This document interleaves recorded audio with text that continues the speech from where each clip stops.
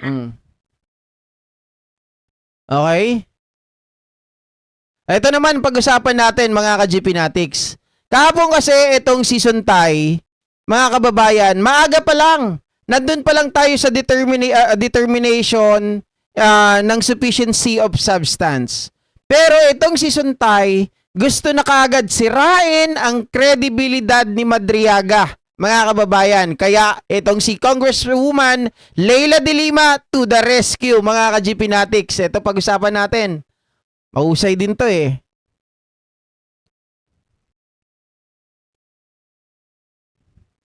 Kagaya ng sinabi ng aking paboritong colleague, Congressman Joel Chua kanina, may nabanggit siya tungkol sa kay Madriaga, affidavit ni Madriaga.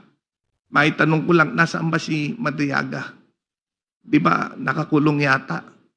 So we are relying on an affidavit issued by an individual who is currently in prison. Okay, mga ka-GPnatics, eto malitong ano na to malitong sinasabi na to ni Congressman Suntay. Hindi porkit ang tao ay nakakulong na, ay hindi na pwede magbigay ng testimonya. Pwede ang isang tao na nakakulong ay dahil pwedeng tinaniman ng ebidensya, nagkaroon ng coercion, ganon. Mga kababayan, but yung isang nakakulong na tao, hindi ibig sabihin wala ng katotohanan ang kanyang mga pinagsasabi. 'Di ba? Nasa Constitution po 'yan. Isa kang abogado, Suntay. So maling-mali ang iyong reasoning na 'yan. 'Di ba? Tatanungin mo, nasan ba si Suntay? Nasa loob ng kulungay. Tapos maniniwala kayo doon? Hindi ganoon ha. Maling-mali 'yon. Now, sino ba si Madriaga?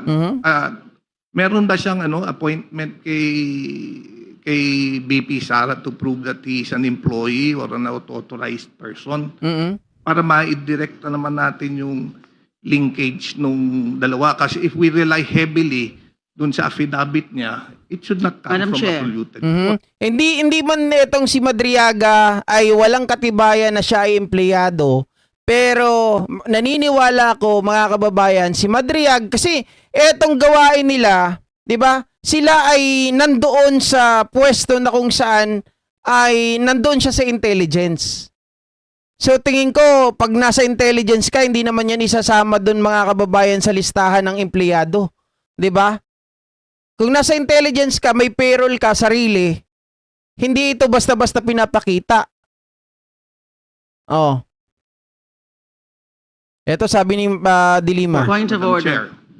There's another point of order. Let's hear the Honorable De Lima. Are we talking now here about the credibility of a prospective witness in these proceedings? We're not yet at the evidentiary stage. We're not yet supposed to judge whether or not Mr. Madriaga is credible. So it is premature and it tries to divert the matter now. We are just talking here about the confidential funds and also about the concurrent capacity of the Commission of Offenses of the Vice President in her concurrent capacity as Secretary of Education. Madam So let's Chair. not talk yet about whether or not worthy, whether or not credible, whether or not totoo yung sinasabi ni Madriaga. At advance lang daw po mag-isip pa, Congresswoman, 'di ba?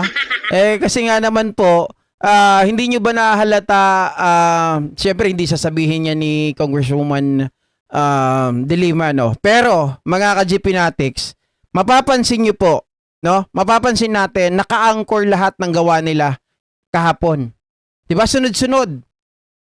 Yung pagsasampa ng kaso ng kampo ni Duterte, maging sa paglabas ng pahayag na to ni Bong Suntay, parang naka-anchor talaga para sirain at i-intimidate itong si Ramil Madriaga, mga kababayan, na kung saan po ay nexus nga ito. Ito yung missing link.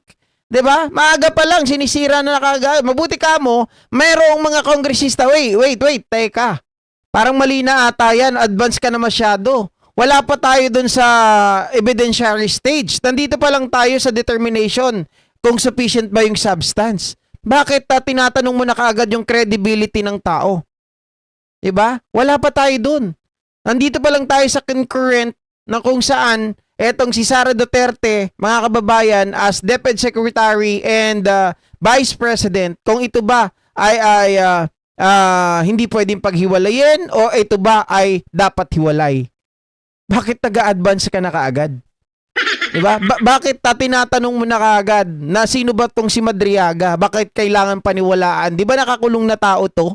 Bakit tayo nagpo-focus doon? Bakit natin pinapaniwalaan? Maliwanag na maliwanag, mga ka-GP Natics. Kung sa batas po ang ating pag-uusapan, i-google ko na nga lang din.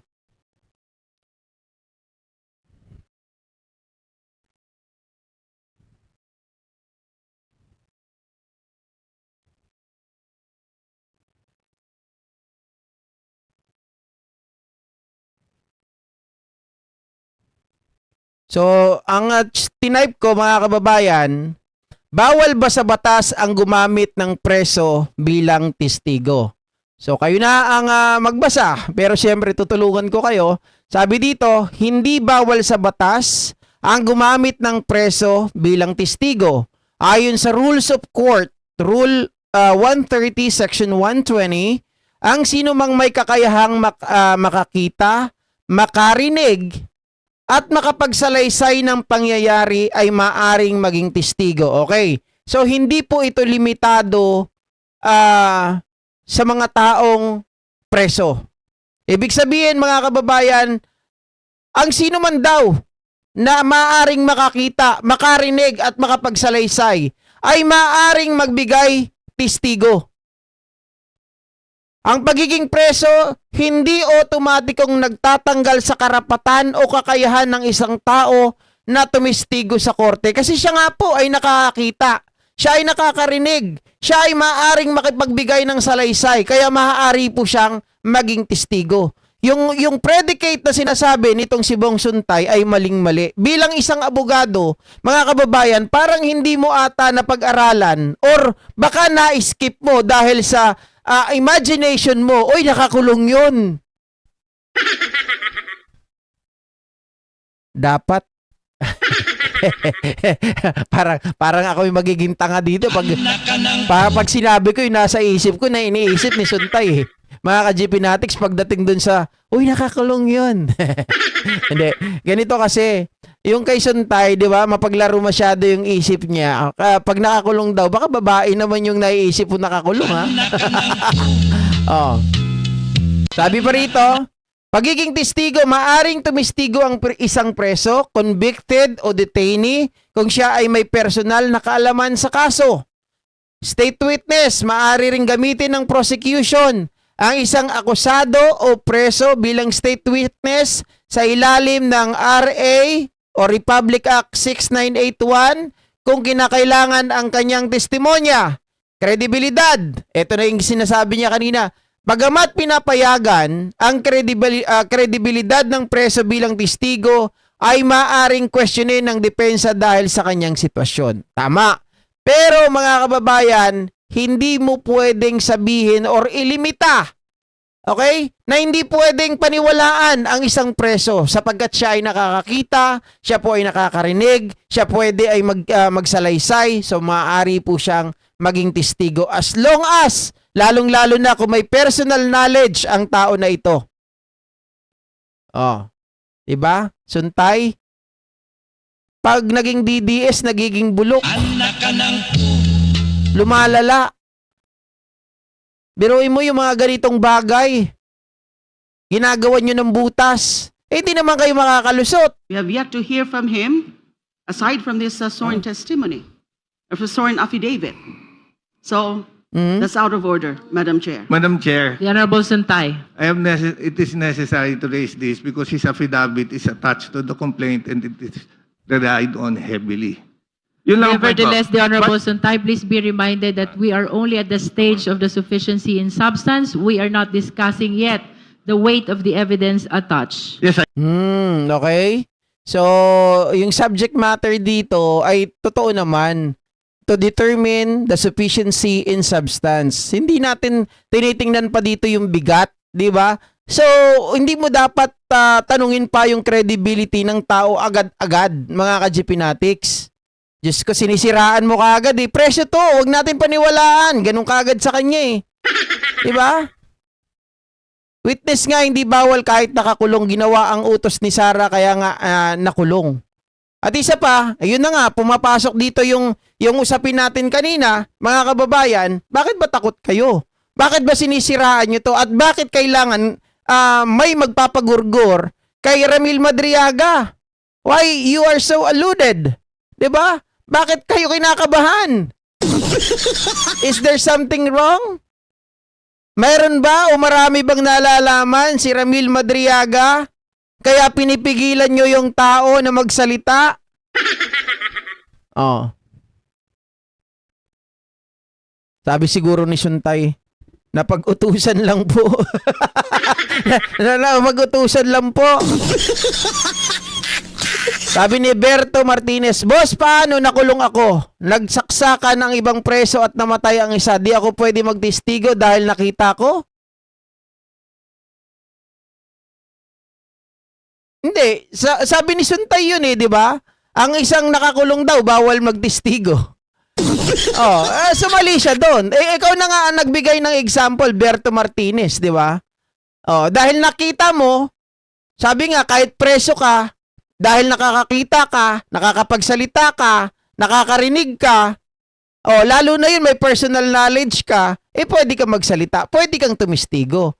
Kabaliktaran yan, yung sinasabi ni Suntay, oy, preso yun, bakit yung pinapaniwalaan? Diba? Maling-mali. So, dun pa lang, mga ka-GPnatics, alam na natin yung kanilang purpose dito. Hindi na ito yung purpose na kung saan po ay nasa tama sila. Ang ginagawa nila, hinahanapan nila ng butas, kahit mali nga kahit wala na yung reasoning nila, baluktot na, di ba? Sila mismo, na officer of the court. Sila mismo dapat ang nakakaalam niyan na hindi limit or hindi limited sa testigo, na maging testigo ang isang preso. Di ba? One time, ang galing mo, GP, and God bless you all. Thank you. Hindi naman ako magaling. Mas magaling po kayo, no? Ako naman, kumukuha lang din ako ng mga ideas sa inyo, guys, para tayo ay matuto pare-parehas. Marami GPnatics sa isip lang na si Madriaga ang founder ni Sara. Isip, Inday Sara is for president yan. Kadalasan ng mga nakukulong ay the best maging witness kasi sila yung merong personal knowledge. 'Di ba? Sila yung kasama sa mga plano or gumawa, nag-execute ng plano. 'Di ba, Ma'am Carmelita Shock? Okay? Sa pool dyan, mga kababayan, si Bong Suntay, At syempre, ito naman ang